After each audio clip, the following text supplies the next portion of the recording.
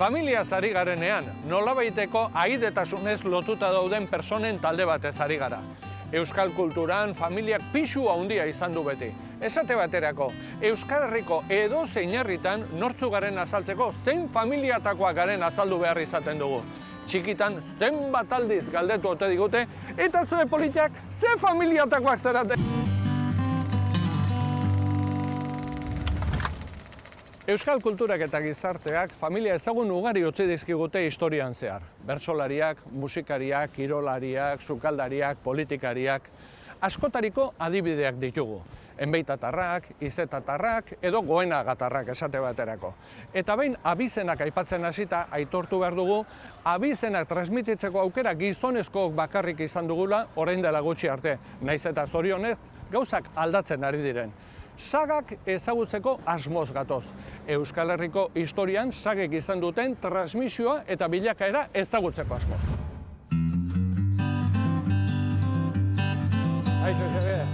Ike, bizi alai. Ibon Gaztainazpik, Xabier Euskitzek eta Sara Kozarrek lagunduko didate Euskal Saga ezagunenak gogora ekartzen. Familia eta bizenez hausnartuko dugu Bilboko Euskal Museoan eta Euskaltzaindian. Eta bide batez, sagak saio berrian protagonista izango diren familietako batzuk ezagutzeko aukera izango dugu. Enbeitatarrak eta harriatarrak. Az gaitezen.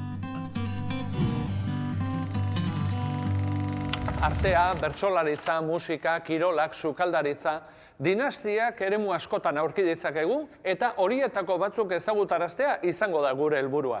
Sagak saio berrian familia ezagun batzuen etxeetara sartuko gara eta berauek gertuagotik ezagutzeko aukera izango dugu.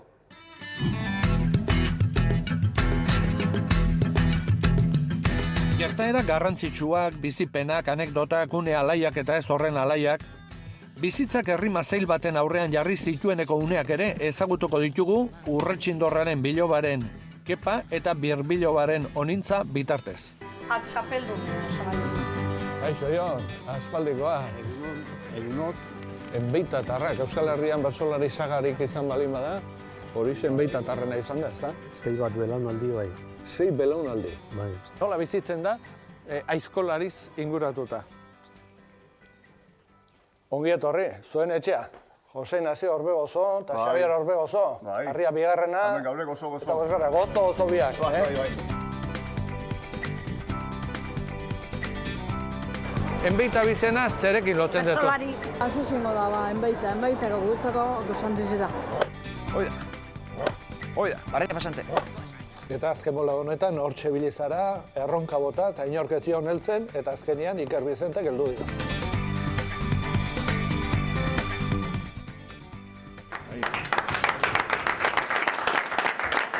Onintza berbera alda, edo nolakoa da. Eta zu nolakoa zara? Bueno, hori bestek ezagute, ni pentsatzen ona naizela.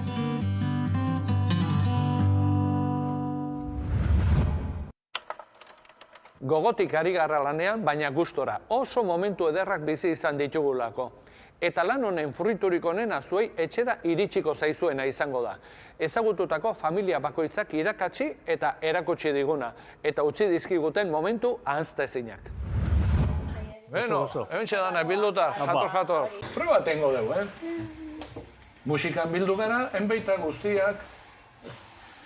Hemen gaude, baina ez gara gaztiak.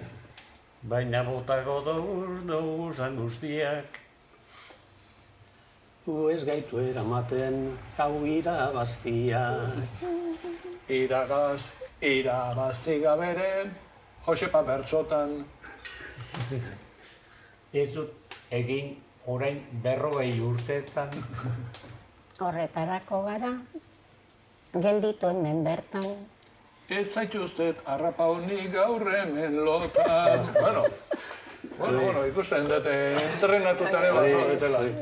Enbaita pilo daukita pertsotan ez egitea? Bat urterekin hasi zinen zu bertsotan. 9 urtegaz.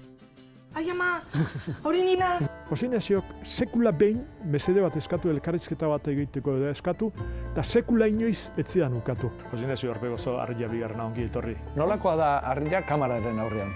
Oso koketoa. Bai, Bai. Enuk esango. beste desafio bati buruz hitzein nahi dizut orain. 40 piko urterekin, Gaitzak zuri desafioa bota zizun, eta desafio horri aurre egin eta irabazle, atera zara. Bai, apustu itxarrena nire bizilean ure izan nuen. Bai. Eta gorrena eta sufrimentu egon duena, bai. Ure izan zen, bai. Nire bizi modun erditian etorri zitzaten gaitxar bat ere izan espazen bai, hobi izan zen. Baina, alaxe gertatu zen, da, buelta eman nun, da, bueno, gozik, gaizu. Nire nahi ezan, ala neola, bueno, azien itzanin pixkat buelta ematen da, mejoratzen da, bakizu. Eta, haber, aliatzia bi eroidu tronko ebakitzeko moduen jartzia uixe eskatzen nuen. Eta baita jarri ere eta arrazko bezibiz jo pila bat egin ditut. Ez inola ze, apostute kanpenatuta, baina 45 urtekin izan honik hori da.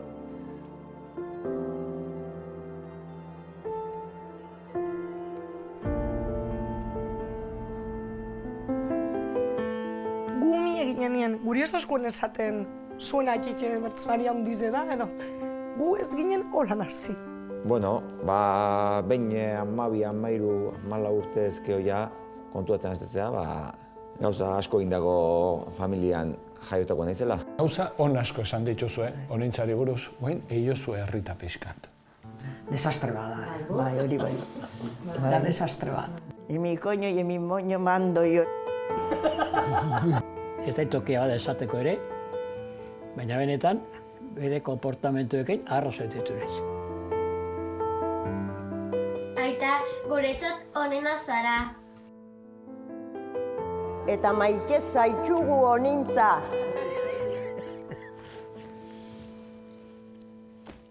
Ara. Jaztan, berba barik. Herrikirolen historian arrasta utziko zu, ez da edozein ausartzen, olako abizen pisutxu bat, motxilan hartu eta plazaz plaza haitzen. Hartu gogon, Xabi, etzea edozein, uxo handi bat. Bejon deizula oianez.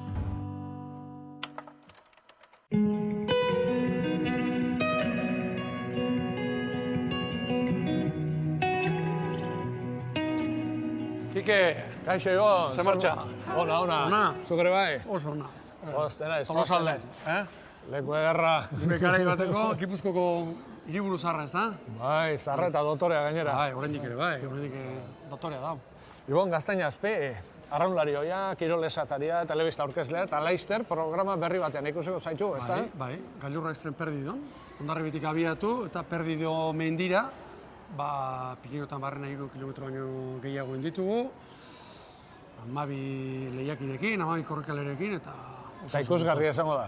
Paraje bai bintzat, eta saioa ere bai. Nik uste bai, saioa ere bai. Bueno, ikusiko dugu. Ibon, Gaztainazpi abizena nondik datorren alakizu? Ez dut sekularia izazi, abizenak eta hola pixkate harakatzen, abizena artean, etimologia bai, oso erreza du, bai.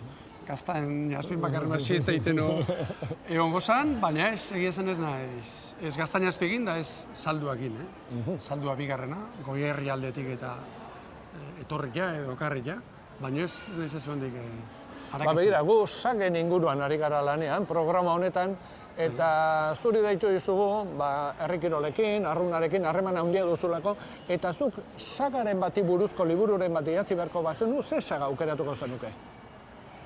Bueno, orain dagokit esatea zaila dela, ala baita bat aukeratzea, eta baina oso gertuko egiten zaidalako, ez arraunlari bakarrik, baina batez ere arraunlari izan zialako, eta oriotarrak izan zialako, Olidentarrak. Olidentarrak, laua nahi, Ignacio, Batista, Alejandro eta Antonio, eta lauren arten, batek 13 aldiz Kontxako bandera irabazi. Besteak 10, besteak 6, besteak 3.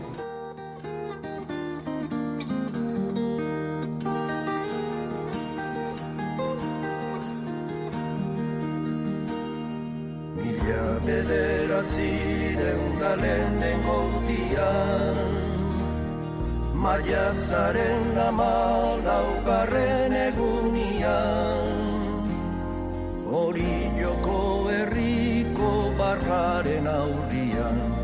Aldia agertu zan behatzik aldian. Kontua da, Oli Dendar hauen urrengo belaunaldia ere, kiroltzale izan zen, tarten Iloba bat, beste Kontxako Bandera irabazizuna, eta abar, eta hirugarren belaunaldin Iñaki Oliden jarraitzen du oraindik, bere idiekin, Euskal Herriko proba tokitan barrena, nik ez dakit onena, baina bi hiru onenen artean, bai. Baina, laugarren belaunaldia, Idoia Etxeberria, jain gazu zein da. Bai, harri jasotzailea. Oli Dendarra, bai, beraz, zanioke, haien Batistaren birbilo bat. Kolpearekin. Ordon, esate bateko nahi, saga hitza esan da, esate bateko, datorkit Oli Dendarrena. Eta arraunarekin jarraituta ze beste saga datorkizu burura? Bueno, Orion Desente. Sarasuatarrak, Altxerritarrak, hiru belaunalditan arraunen Orion, beraz, Kosta Kantabrien nagusibilitako arraunlarik, oraindik ere, haien bilobak eta, hortxe dabiltza. Beste batzuk ere, bai, horrela jarrutaren arriskua da, danak ekarri ezina eta danekin guatu ezina, baina horiek, nabarmen, Sarasuatarrak eta Zeatarrak, Altxerritarrak, eta bestea argi eta garbi, eta ni liburu ez luke egingo haien inguruan, hain gertuko gertatzen ez delako. Luján Biotarrak Pasai San Juanen. Eta beste herri kiroletan? Ikusten nahi naiz, aita semen arteko transmisioa askotan eman dala. Esate bateak, kirol bat hartuz, aizkolaritza, egungo txapelduna, aitzolatutxa, aita Kepa eskolaria. Hala. Azpi txapelduna, Iker Bizente Saralege, aita Daniel aizkolaria. Ama ere bai, Maribi Saralegi, Saralegitarrak, Leitzan. Nik sagatzat hartuko nuken beste familia. Kristina ere ibili zen. Kristina eta Maribi izan zian 80ko hamarkadan, plazetan, aizkoran, ibilizian, emakume bakanetakoak. Eta aizkolaritzan nola beste sagaren bat? Arriatarrak. Argita garbi. Arriatarrak, aizkolaritza eta aizkolaritzatik kanponei orain esan, bote prontoan sagak, Olientarrak, Luján Biotarrak eta nabarmen Arriatarrak.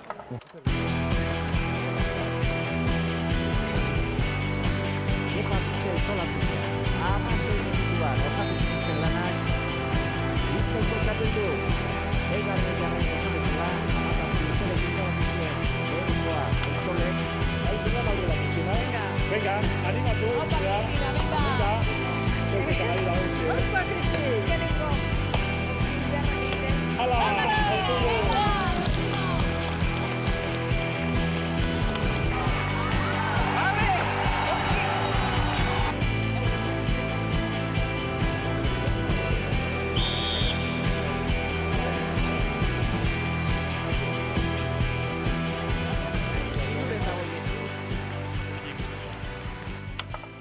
Harri jasotzaileen artean ere badira familia ezagunak, ez da? Izango estia ba, pentsa, Iñaki Perurena, semia inaxo, Perurenatarrak, jaki ze iraultza ekarri dira honta. Gaina, uste dut, eta guztiak inaitzea arriskutsua da, baina Iñakiren osaba, hemen aldetik Gartziarena, eskolari ospetsu izan dakoa. Perurenatarrak, izatea dago. Izetatarrak, oraindik ere hor, plazetan, dabiltza, sailean, mordo bat, Aita Manuel, sega jartzaile, paregabea, gaur egun hor puri-purin daudenak. Agerretarrak, lehenbizikoa Luis eta bigarrena. Agerre bigarrenaren semeak, bi semek, bat erremontean nabarmendu zuena, bestea Julen Lopetegi. Gaur egun, Espainiako prestatzailea. Goenatxo bian nahi ibilizian, semea ere hor da bilena. Eta segurokike, mordo bat, aztutzen egin izela, baina badira eta asko eta ikusten da hor, transmisio bat badagoa. Eta beste kirolen bat aipatuko zenuke? Bitxikeria moduan aipatu nahi nuke nik ez dakit sagadan edo ez dan, baina Gurrutxaga anaiak eta haren koñatua, Sokatiran, Noarbet aldean, 80ko hamarkadan, munduko eta Europako txapeldun izan zianean, soka berean, 6 anaia eta koñaua, Gurrutxaga anaiak.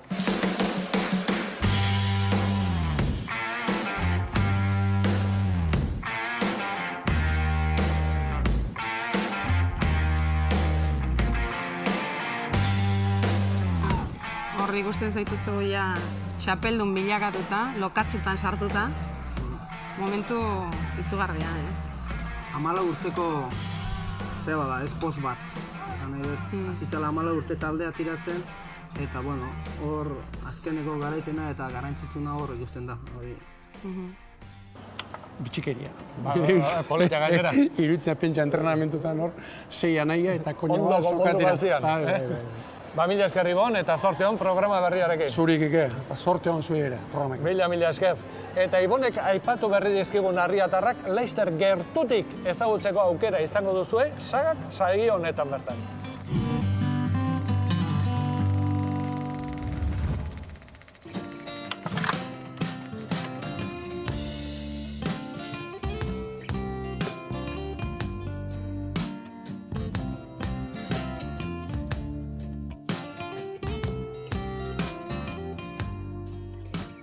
Ongi etorri, zuen etxea. Jose Nazio Orbegozo eta Xabier Orbegozo. Harria bigarrena. Gaure gozo. Gozo biak. Bai. Gure zen Azpeitiko harria baserrin jaioa. Eta horti datorre gure harria izena baserriaren sustraia da. Ni beintza gogoratzen dut Aiona oso goxoba bezala. Eta gero gustatzen zitzaiona baserri girua. Da bere onduan beti ote zinan gustoa. Eta zu nolakoa zara? Bueno, hori bestek ezagute, ni pentsatzen ona naizela. Jose Naziok sekula behin mesede bat eskatu, elkarrizketa bat egiteko edo eskatu, eta sekula inoiz ez zidan ukatu. Jose Nazio Orbegozo harria bigarrena ongi etorri. Nolakoa da harria kamararen aurrean? Oso koketoa. Bai, Bai. Enuk esango. Ez da, erresaku oso ongi ateatzi, baina alegin egitea behintzet.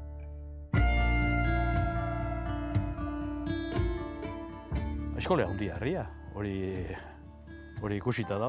Eta nola konpondu izan zate elkarrekin? Oso ongi. Australia eta elkarrekin askotan ibiligea eta habitazio berean loginezeo bai eta... Irripartxua ateratzen zaizu zeatik, eta ez izu irripartxua. Bueno, bagizu, historia asko eta, eta artean da, izaten baitea eta... Bateren bat kontatuko, jazu.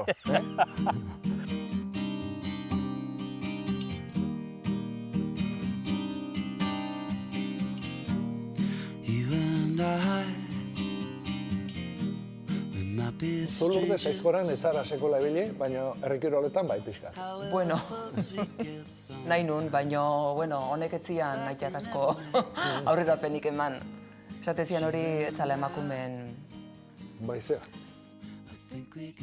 Eta azken bola honetan hortxe bilizara, erronka bota eta inorketzi honeltzen, eta azkenean Iker Bizentek heldu dio.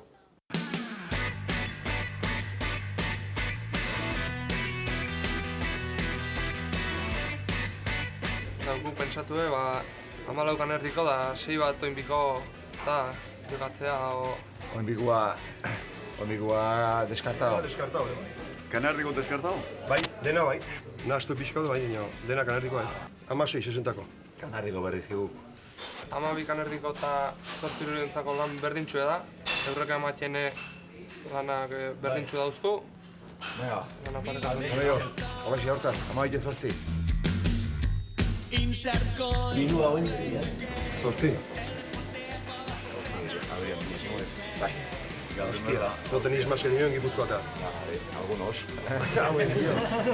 Bai, 8 bai, hombre. Erdin, 6. 6 ordun. Galtzeko nahikoa da.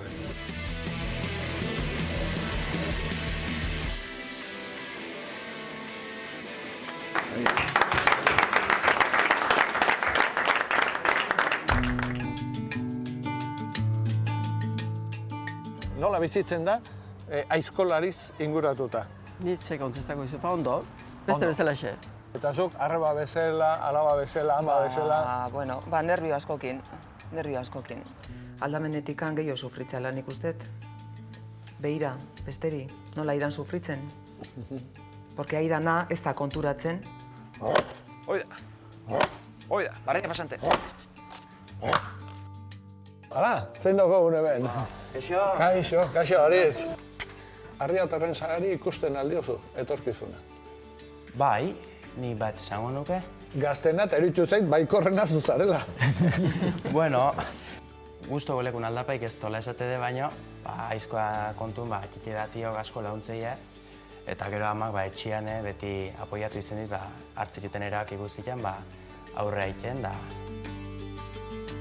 Opanitxo bat ekarri zuet. Ea zer iruditzen zaituen. Eta da? Harria, zazpigarrenarentzako kamisetatxoa. Ziur naulako, etorkizuna baduzuela. Eta nort daki, agian zazpigarren hau, emakumezkoa izango da.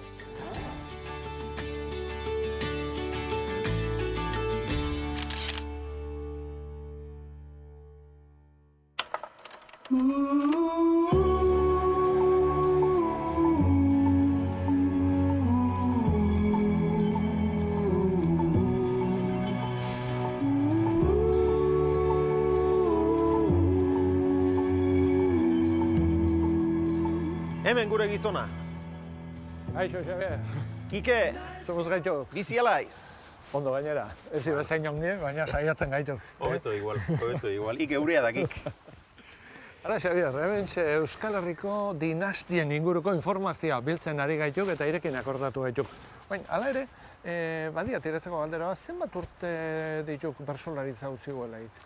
Bertsolaritza utzi nuela, meretzi pasatxo. Emeretzi pasatxo, demora azkar faten duk. Meretzi pasatxo, bai. Eta bertsolaritzan sagarik balduk edo? Bertsolaritzan nik uste saga bat dela nagusi eta ipagarri, enbeitarrena, hain justu ere, Kepa Enbeita Urretxindorrak abiatu zuena, haren semea izan zuen Balendin Enbeita, eta haien ondoren pentsazak zenbat etorri diren. Batzuk etorri dira, batzuk Jon, Abel, Moises eta haien ondorengoak, eta geurekin topo egin izan dutenak ere, gutxi ez. Eta besteren bat, aipatuko uke, horrela saga ezagunen bat, bertsolaritzan? Bertxotan gauza ipagarriak esate baterako. 89ko txapelketa nagusiko finalean, Jon Lopategi izan zuen, eta txapela irabazi zian, eta hurrengo txapelketan ere izan zuen Lopategi, baina beste Lopategi bat, semea. Aritz? Aritz Lopategi. Geroztik ez diat inun topo egin nik uste. Etorriko naiz, zelan zagozen ikusten. Zure jakintzaz egunen baten, gure herri jau salbako da. Liza Sotarrak ere Jose Sebastian eta Beñat plaza berean kantuan ikusi izan ditiago. Salvador Aitasemeak ere izan dituk, eta gero haien segida bertsotatik baino gehiago kantutik etorri duk. Salvador Tarren airea izpen eta segida hori. Ausartziak hartzen baititu, eginez geroz bitrago. Ezkontzak auzo batzutan izan dira lehenago.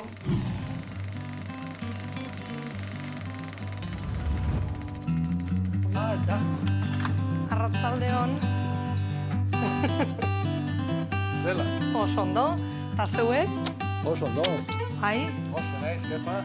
Aldatute daue dana. Clara eta Valentin ipini dozu ez toparen topean, eta, bueno, guztete jatori. Zuta egia da zuena saga luzea dela.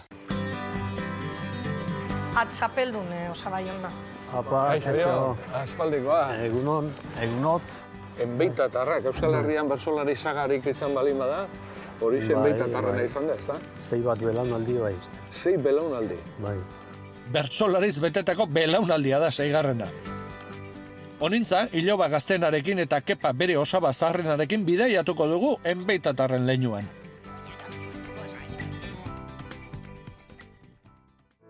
Enbeita pile daukita bertsotan ez egitea.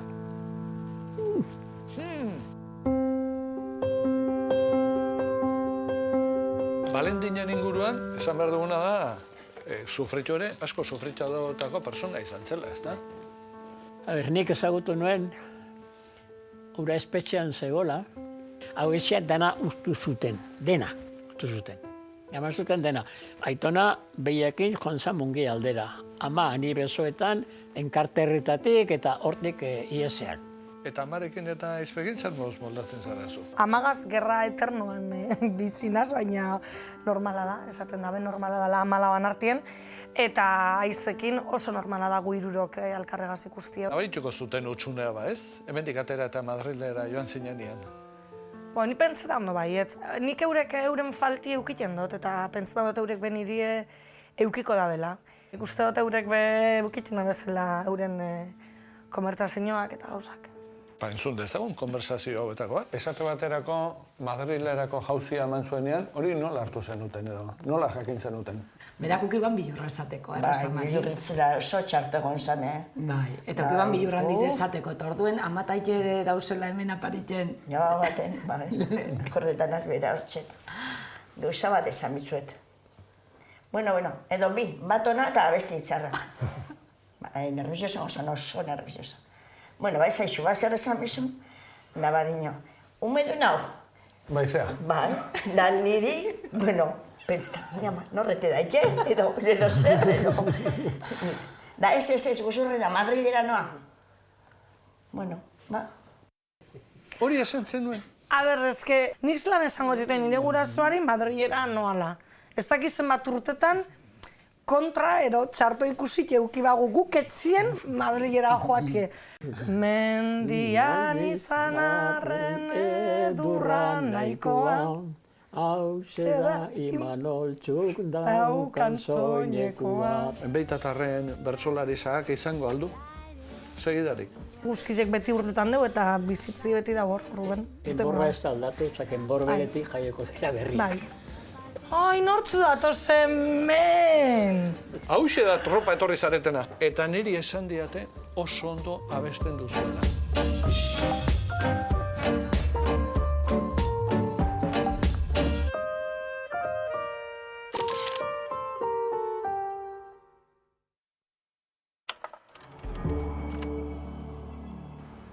Ara, enbeitatarren berri ere izan dugu eta kasu honetan atzera 6 belaunaldi egin zitezke. Xabier. Ederra duk. Ederra da, hori. Ederra duk benetan, eta hori duk zinezko transmisioa, nola funtzionatu duen, eta oraindik ere pozgarriagoa, garai berriotan ere nola funtzionatzen ari den, eta belaunaldi berriak ere nola ari diren gurdi horri tiraka. Ik bertsolaritza ondo ezagutzen du, baina baita pilota ere. Pilota munduan ere baldira dinastiak, ez da? Bai, lehenbizikoa Juan Mari Juaristi Atano lehena, lehenbizi Atano, eta gero Atano lehena izan zena, ondotik hainbeste etorri zitzaizkionean. Atano baserritik zetorrek arraza hori, eta Atano izenez ibili izan dituk. Ez denak, baina iaia denak. Oso ugaria bakarrik ez, maila ikaragarriko pilotariak ere izan dituk hortartean, Atano hirugarrena denetan aipagarriena, 22 urtez txapeldun izan zena, gero Atano 10garrena ere bai, eta bestea oso berezia eta aipagarria, anaia bik jokatu zutela elkarren aurka buruz-buruko finala. Bibliaren gainean eskua jarri eta juramentua eginik elkarri ez ziotela irabazten utziko. Eta gero, haien ondoren ja Atano 13garrena izan zuen azken profesionala, tartean zestapuntan ibilitako bat ere bai, pilotari eta intendente, Jose Mari Juaristi, eta Atano tarren saga hor bukatu zuen. Hortxe bukatu bat. Eta beste sagan? Beste saga berriz, Etxabetarrena, horiek Zumaiako Artadi auzokoak dituk. Horietan ere bitxia duk, batzuk gainera anaiak izanik Etxabe izenarekin ibili izan zituen, eta beste batzuk berriz Artetxe izenarekin, anaiak izanik. Eta gero beste bat Xarra ez izenarekin ibiltzen zena, Txikito de Artadi izenez ibili zen beste bat ere bai, eta horre ere maila handiko pilotariak izan zituen, denetan mailarik handienekoa Etxabe 4garrena Juan.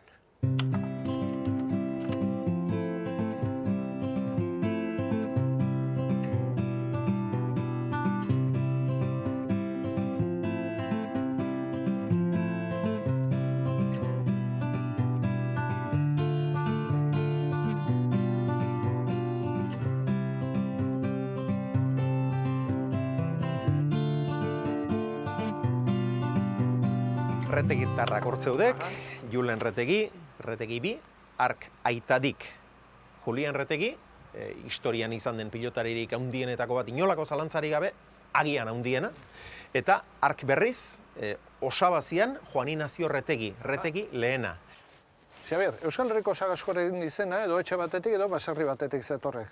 Zuen kasuan, nondik zetorrek Euskitze izena? Gure kasuan, Azkoitiko urrategi bailarantzago, Euskitze izeneko baserri bikain askoa, dena den zenbat bertsolarik erabili izan duten, jaioterriaren izena, beraien izen nagusi gisa. Salvador, Basarri, Txirrita, Xenpelar, Mainukorta, asko eta asko dituk, Zepai. Egia, izan ere oso esanguratsua baita zenbat sagek hartu duten izena basarri batetik. Euskitzek bere kasua aipatu digu, eta ezagutu berri dugun beste kasua Orbegozotarrena da. Abizenez Orbegozo, baina sagari izena emateko harria basarriaren izena hartu zuten, edo izeta harri jasotzaileena. Baina zein da baserrien eta sagen arteko lotura?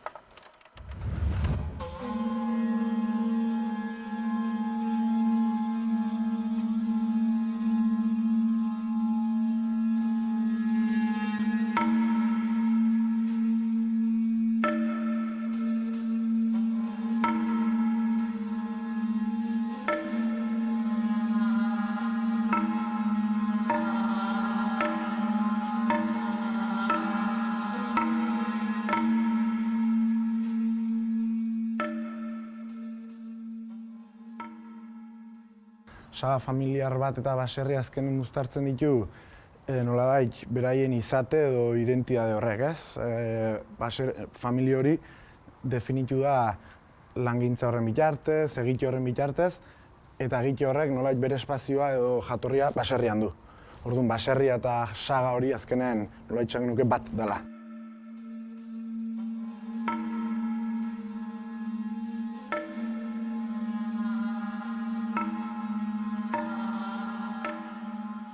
Baserri baten nolabait esaten da 3 generazio bizi dela baserri berdinen. Baserri bat edo familia bat askotan lotu izan da ekintza batekin edo langintza batekin. Ez da langintza hori azkenen ondarea da. Nolabait familia horrek bizirauteko eta sozialki ere, jendarte horretan identifikatzeko izan den elementu bat. Orduan, nolabait baserri transmititzen den langintza hori ere transmititzen da aukeratua izan da horri, edo, behintzat, urrengo generazio esan dezagun. Baina ez pentsa euskal sagak baserriarekin, herri kirolekin eta tradizioarekin bakarrik egon direnik lotuta. Ofizioak eta afizioak gainera aldatuz doaz denborarekin eta baita gizon emakumeen rolak gizartean. Eta honek eragin zuzena du euskal saga familiarren transmisioan. Ea zer kontatzen digun, honen inguruan Sara Kozarrek.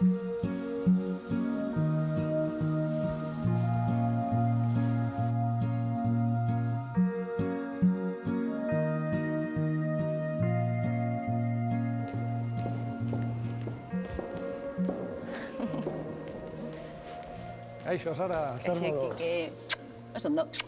Esan diate, hau zure bigarren etxe bizitza dela. Ba, ondo esan dizute. Nahi bazu, erakutsiko izut. Bazen ba.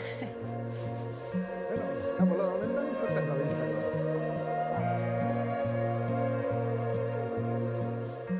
Sara, eta zuri nondi datorkizu aktore esena? Familian izan duzu aurretik aktorerik edo? Ez da bat ere. Ez da bat ere, Ez. Nire familia beti esatu dute, nondi datorkion eska honi? Ba ez dakit. Nik txikitati daukat arrau sartuta barruan, baina ez dakit nondi datorren. Orduan berazu izan zaitezke dinastia baten sortzailea? Nik uste du baietz. Bai? Bai. Semea nahiko artista dakat, 2 urtetxo dazka, eta bateria eta gitarra, eta hori besterik ez dauka buruan, osea, nik uste dut badatorrela saga bat, Kozarren saga. Ea, horrela den. Eharra izango zen, nirekin astea saga hori. Bai, polita. Hombre. Nik ere esan izango duten gainera. Nik ezagutu nuen saga horren hasiera iaia. Bueno, saga danerako zutanila nik uste dut ezingo dugula ezer esan, Bueno, espero dezagun baiat, Ba. Aizu, Sara, eta hemen Euskal Herrian artisten artean eta zer saga ditugola ezagunenak edo? Ba, hemen Euskal Herrian badira batzuk, ez Hollywooden bezala, ez? Douglas saga eta, ez? Nola dira, Michael Douglas eta Kirk Douglas eta horiek. Baina Euskal Herrian batzuk badaude, adibidez, Ibarrolatarrak, ez? Agustin Ibarrola margolaria eta eskultorea, haren semea, Jose Ibarrola uare esteноgrafoa, ilustradorea, margolaria ere, eta haren semea eta bestearen biloba, Naieli Barrola, musikaria, oso gozo potenteak egiten ditu gainera, antzerki munduan ere asko dabil, da Jose ere bai, antzerki munduan, eta baita komikigilea da. Hor badago saga bat, ez? Bai, badago kate bat. Guena Gatarrak ere, Barbara, Izpea... Hauen etxera sartuko gara gainera. Bai, Goena Gatarren etxean harakatuko dugu. Etxe harra sartzeko. Bai, oso familia jatorra eta artista familia bada. Aike ez, Barbanan Aike margolaria, Aia Cruz, orain ere handian ikusi duguna. Bai, hiru belaunaldi ere oso dituzte. Horre bai. Enau maite, maite.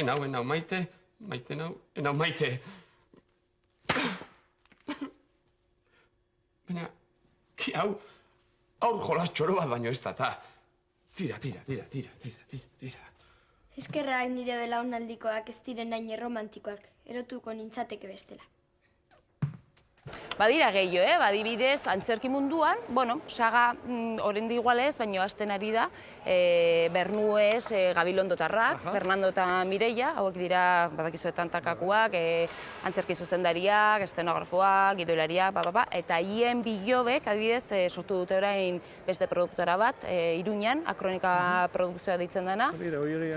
Hortik ere badatortek, beste saga bat. Peruren atarrak, Iñaki Perurena, aktorea, Harri Jasotzaia eta aktorea, eta nen semea, Xabi Perurena, aktorea ere. Manol. Kaixo ibo, zer moduz? Zer dau? Zu filtratu duzu albistea? Bai. Konfiantza osoz esan izu. Eta gainera orain bertan estrenatu du webserie berri bat, Quiero reírme deitzen dana, euskal aktoreekin egindakua. Oso proiektu importantea beretzat, oso pertsonala, eta uste dut, goain dela hilabete edo estrenatu dula. Beraz ari gara, saga batzuk sortzen. Badaude batzuk. Hola, besterik, hola? A ber, Estitxu, abeslaria, adibidez.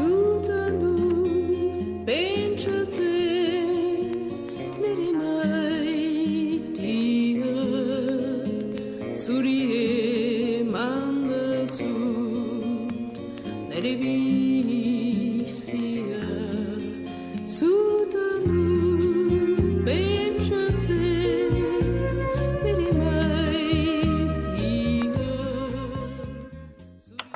Estitxu abeslariaren anaiek sortu zuten talde bat, izena zen ez goratzen, Soroak, hori da. Eta Soroakeko partaide batek, bere semeekin edo semalabakin, Aritza taldea sortu zuten. Horre ere badago.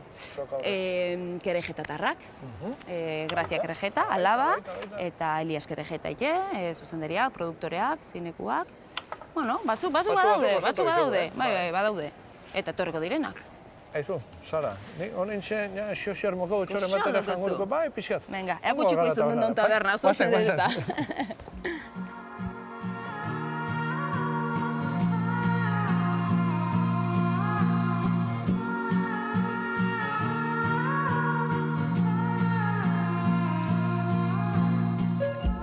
Aizu, Sara, eta zu sukaldean zer boz moldatzen zara? Nahiko ondo moldatzen naiz. Ezken aldean ez daukat denbora gehiegi, baina jartzen naizunean nahiko txukun ibiltzen naiz. Baina hortik sagarik sortuko alda, zure kasuan. Ez.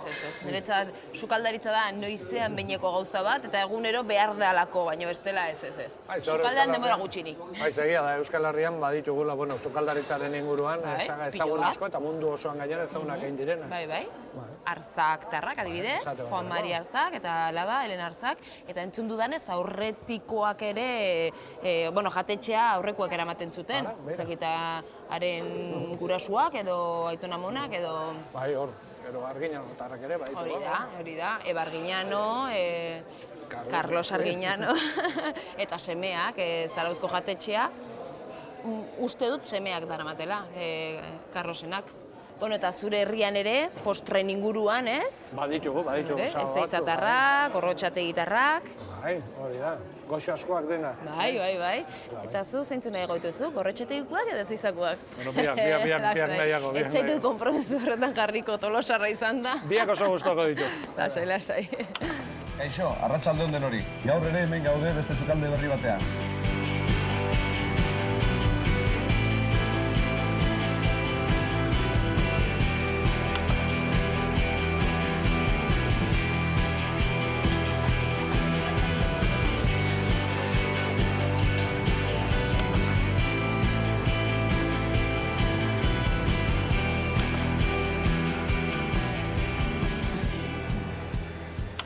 Sara, Laster berriro ere, holtzan ikusiko zaitu, ez da? Bai, Laster. Egun gutxi barru estrenatzen dugu Ergela izeneko antzezlan bat.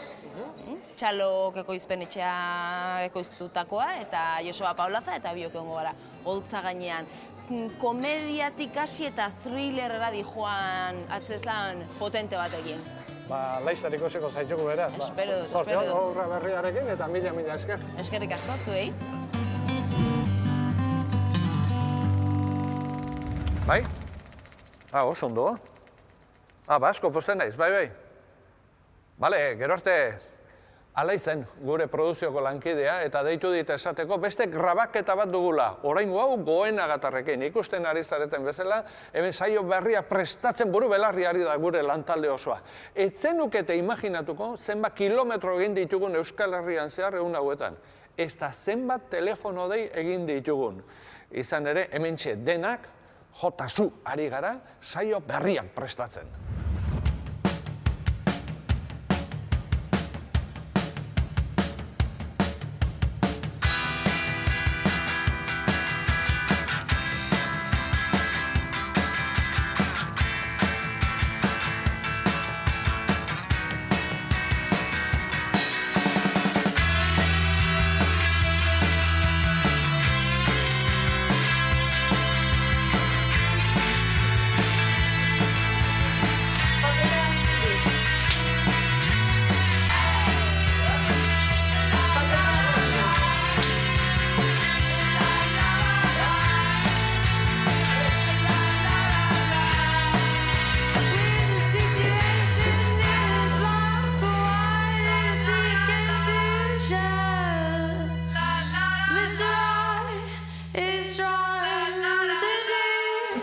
Topaketa biz.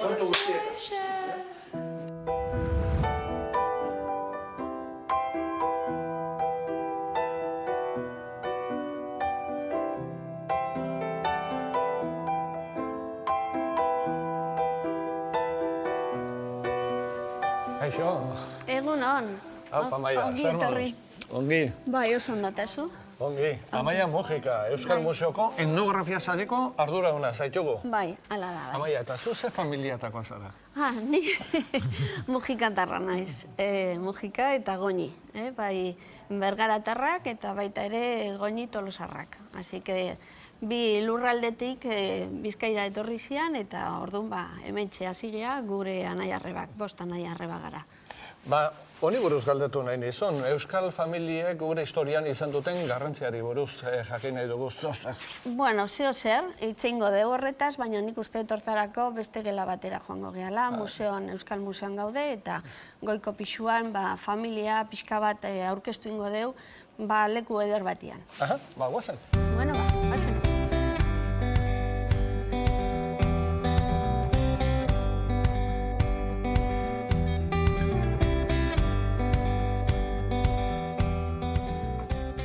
Amaia, esan liteke familia Euskal Gizartearen oinarrizko egituretako badela? Dudari gabe.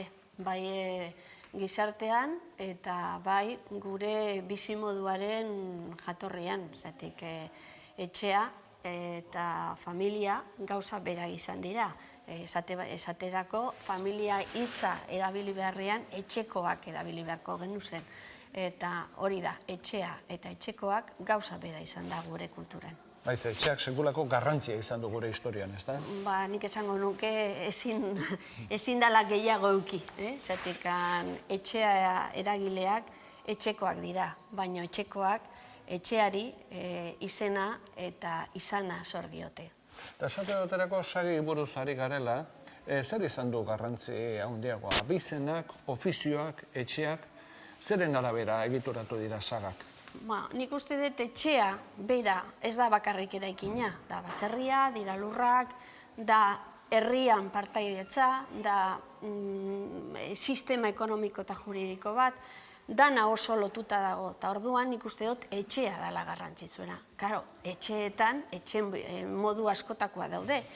Baita ere, tradizional etxea, kaleetar etxea, arrantzale etxea, horbe bai, pixka bat, gaur dana lotu behar deu, eta orduan pixka zaila da, baina nahi dut esan, etxea sistema edo gauz berezi bat bezala, berari lotzen zaio bai ofizioa, bai ohitura, bai sinizkerak, bai dana, ze etxe barruan egiten da hori dana. Orduan, horren arabera, sagak ateratzen dira. Zergatik leinua, etxearen leinuak markatzen du zure bizimodua eta zure ondorengoak ere. Eta ze ofizio da, ze familia atozkizu burura? Familia asko dauz, eta baina nahi dut esan, horre bai etxean gauzak oso zatituta daude, gizonezko lanak eta emakumezko lanak. Orduan, baita ere, emakumea, etxeko Andria, izaten da beste belaunaldari pasatzen dion transmisio zailea. Orduan, hori dana segun ze arloan lan egiten duzun, belaunaldi baltetik bestera pasatzen da. Amaia, eta emakumezkoek ze ofizio transmititzen zituzten eta gizonezkoek zeintzuk? Gizonak baserri eraten zuten, ganadue, basoak, hori dana. Hori normala irutzen zaigu. Emakumezkoak baitere paseuskaten bere lanak, ez bakarrik umeak hasi edo etxea eraman. Bueno, beste ofizio batzuk bai baseuskaten, izan zian eungileak, izan zian arelariak, baita ere tokerak, 16. mendean ezotzen ditugu tokerak dira tontxorrak, gure zapiak gaur egunean ematen dituzten zapiak tontorrak zian 16. mendean. Eta hor linu oso zoragarrizko eta fin-fina egiten zuten emakumeak, euskaldun emakumeak zian. Orduik ofizio bat esaten du horratzean dagona. Hori etxe barruan egin dezakezu, baina baita ere etxetik kanpo. Mila esker, argibide guztia guengatik, Amaia. Posposik, aber beste batia etortzen zaten. Etorriko gara. Bale agur ba.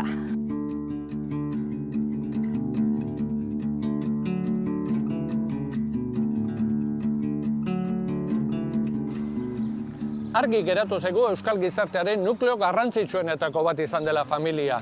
Eta gehienetan etxe batekin edo abizen batekin egon direla lotuta sagak. Euskal deituren inguruan gehiago jakiteko ordea, Euskaltzaindiaren onomastika zerbitzura etorri gara.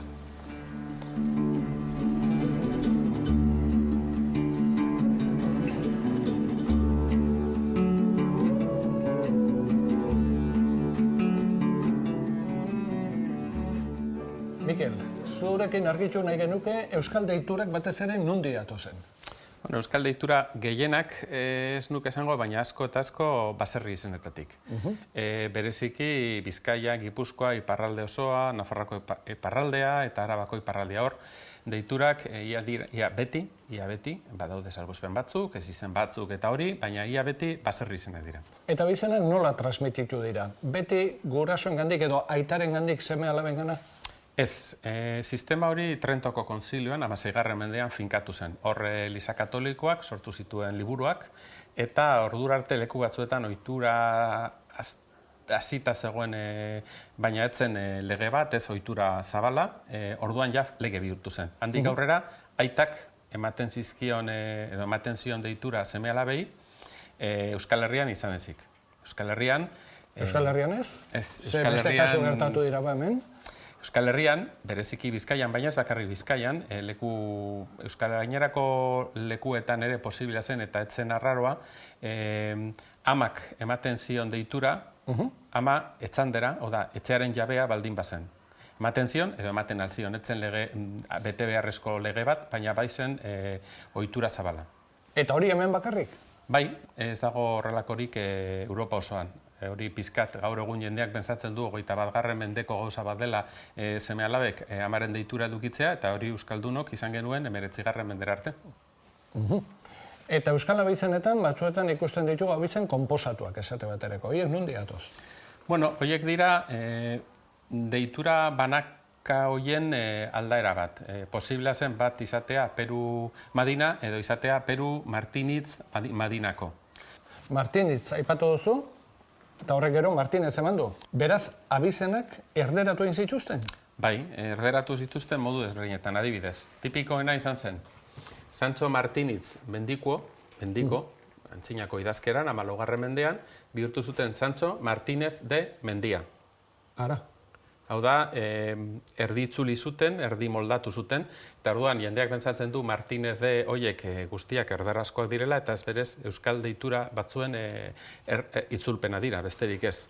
Eta gero, batzuetan gertatu izan zitzaigun, hau galtzea. Eta familia askok, 18. mendean, 19. mendearen hasieran galdu zuten toponimoa pizkat deserosoa zelako administrazioarentzat eta bihurtu ziren Martínez, López, Pérez. Eta kasu honetan, mendiko adierazten digu lekua eta Martinitzek jatorria edo? Bai, kasu honetan, Martinitz da familiaren nolabaiteko ezizena, Martinen semea esan nahi zuen, baina ez automatikoki, ze garai batean erabiltzen zen nolabaiteko loturari gabe, eta hau zein herritan bizi zen. Eta entzuna izan dute, eta bizen batzuk ez izenetatik ere badatozela. Bai, badira, gutxiago dira, baina badira bereziki otsoa da tipikoena, otsoa, hau da animalia, otsanda ere, badira, maiora, hor deitura da, eta berez emakume izena, Maritxelar ere emakume izena da, deitura bihurtu zena, ze hemen ez zen hain arraroa emakumeen deiturak, panakakoak badira ere gordetzea. Ba, mila esker. Zuei. Mikel, eta urren ere zalantzaren bat balin badugu, badakigun horren gana jo. Mila esker.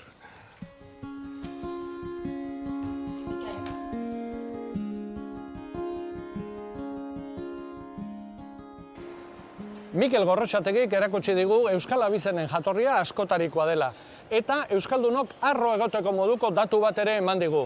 Sarreran ezetz esan balin badugu ere, Euskal emakumeek gure historiaren zati batean beren abizenak transmititu izan dizkiete seme-alabei.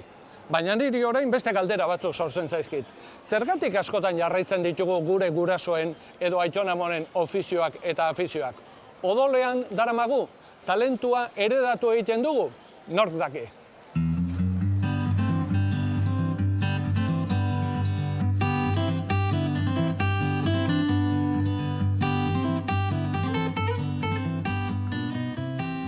Euskal saga familiarrak aldatzen ari direla ikasi dut. Batetik jada ez daude tradizioari edo baserriari horren lotuak. Eta bestetik, duela gutxi arte, abizenaren transmisiotik edo proiekzio publikotik kanpo egon diren emakumeak bide berriak ari dira zabaltzen eta beren lekua irabazten. Sagak saio berrian, belaunaldiz belaunaldi ofizioa edo afizioa transmititu duten familiak ezautuko ditugu. Esate baterako, enbeitatar bersolariak, galarza pilotariak, harria aizkolariak edo era guztietako artistak eman dituen Goenaga familia. Familia hauen etxeetara sartuko gara eta beraien bizimodua eta sekretutxoak ezautuko ditugu. Eta maleta hau izango dut bidei lagun. Bertan, familia hauen sekretutxoak, sorpresak eta objektu kutxunak bilduko ditut. Hementxe hasten da Euskal Herriko sagak eta berauen bilakaera ezagutzeko abentura. Nirekin etorri nahi? Bagoazen!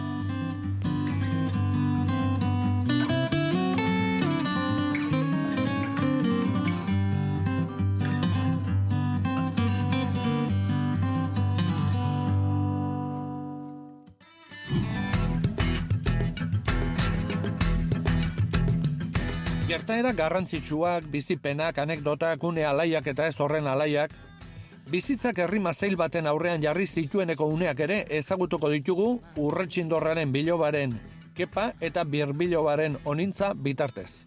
Atxapeldune, Osabaiona. Kaixo, Jon, aspaldikoa. Egunotz. Enbeitatarrak, Euskal Herrian bertsolari sagarik izan balin bada, hori enbeitatarrena izan da, ezta? 6 bat belaunaldi bai. 6 belaunaldi. Bai. Nola bizitzen da, aizkolariz inguratuta.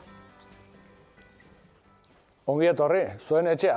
Jose Nazio Orbegozo eta Xabier Orbegozo. Bai. Harria bigarrena. Hemen gaur gozo. Eta bosgarra, gozo oso biak. Bai. Enbeita bizena zerekin lotzen dezu? Bersolari. Asesingo da, enbeitako gutzako gozantizita. Oida, barreia pasante. Eta azken bola honetan hortxe bilizara, erronka bota eta inork ez zion heltzen, eta azkenean Iker Bizentek heldu dira.